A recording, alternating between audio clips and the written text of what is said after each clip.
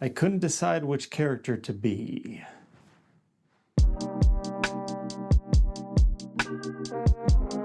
Why is Frankenstein still so popular? We just had Guillermo del Toro's Frankenstein, and now we have this one, but with the Bride of Frankenstein, and I'm sure Universal is just lurking in the shadows, waiting to resurrect its dark universe. For decades and decades, Frankenstein has been a property to project on, to put all our hopes and dreams and fears, to reinterpret, to remix, to reimagine, to resurrect over and over again like a corpse we just won't let die. So what new does Maggie Gyllenhaal bring to this story? Well, not to spoil my review, but she kind of brings everything. Everything plus the kitchen sink to this bizarre and misbegotten misfire. Before she turns into the bride, Jessie Buckley is Ida, a gangster's moll in 1930s Chicago, but not before being possessed by the literal spirit of Mary Shelley, the author of the novel Frankenstein.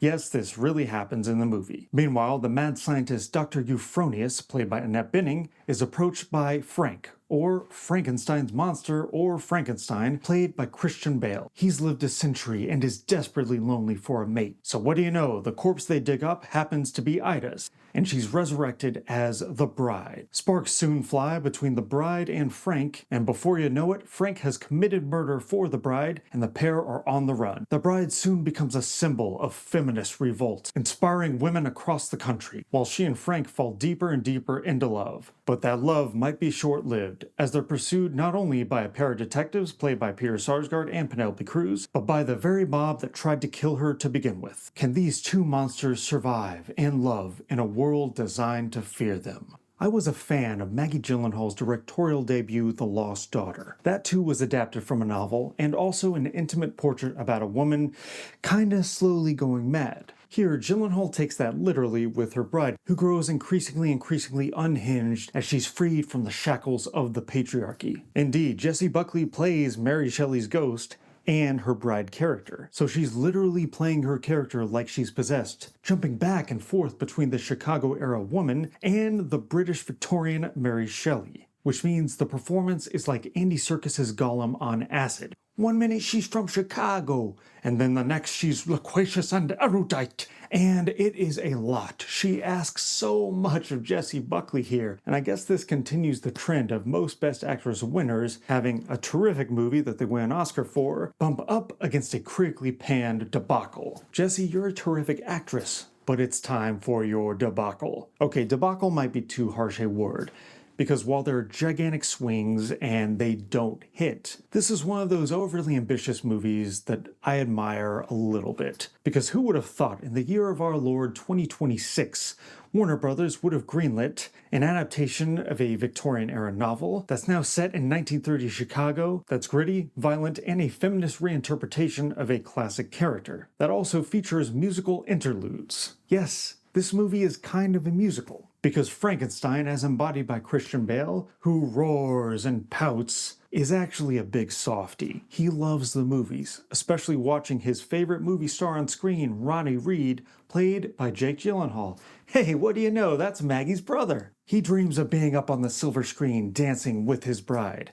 And so we get literal dance sequences, which are cringeworthy and a little embarrassing for everyone involved, but I see what Gyllenhaal is going for. It's a bit like The Shape of Water, Guillermo del Toro's other Oscar-winning movie. So she's kind of inspired by Guillermo del Toro and 1930s musicals and 1930s gangster films, but this is also a contemporary and modern spin, which means it's all about agency, as the bride takes back control from the criminal underworld, the police, and the rich elite. She becomes bolder, more confident, more dangerous, but also less interesting. By the time we get to the end, and she's suffered so much, she's literally spouting feminist talking points. But also Gyllenhaal is trying to speak for Mary Shelley. She literally has Shelley on the screen, as personified by Buckley, saying how it's her time to return and say what she really wanted to say. As if Mary Shelley didn't write Frankenstein of her own accord. As if she didn't choose to center it around a mad scientist man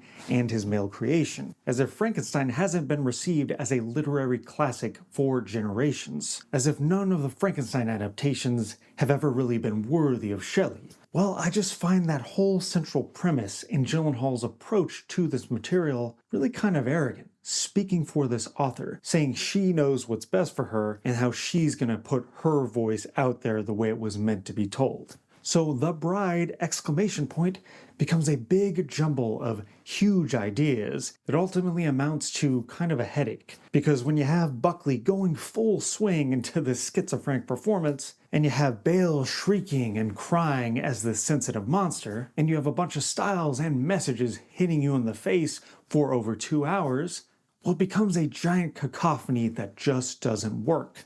It's so fitting that this is coming out just a few weeks after Emerald Fennell's Wuthering Heights, because that too was a big swing that was trying to say a lot and doing so in different styles, and just coming up short. And it sucks, because look at this cast, because this cinematography and production design is good, because there's something here that could have worked. This might have been cool on paper, but from the jump, it's pretty clear that The Bride never should have been resurrected. Maggie Gyllenhaal's reinterpretation of The Bride of Frankenstein takes big swings, which means it makes big misses. It's not an outright embarrassment, but it does have 2 insane performances from Jessie Buckley and Christian Bale, and a completely tone-deaf framing device and a muddled feminist message. The Bride is the definition of a regrettable 2 out of 5 stars. If you like this review, please like and subscribe, or follow me on Letterboxd at RamirezS316. I think it's time we put Frankenstein to bed for at least a decade. We don't need any more reimaginings or reboots, none at all. Unless we do Frankenstein set centuries in the future. A sci-fi Frankenstein. Sci-Frankenstein. Hollywood, I'm coming to collect my bags of money.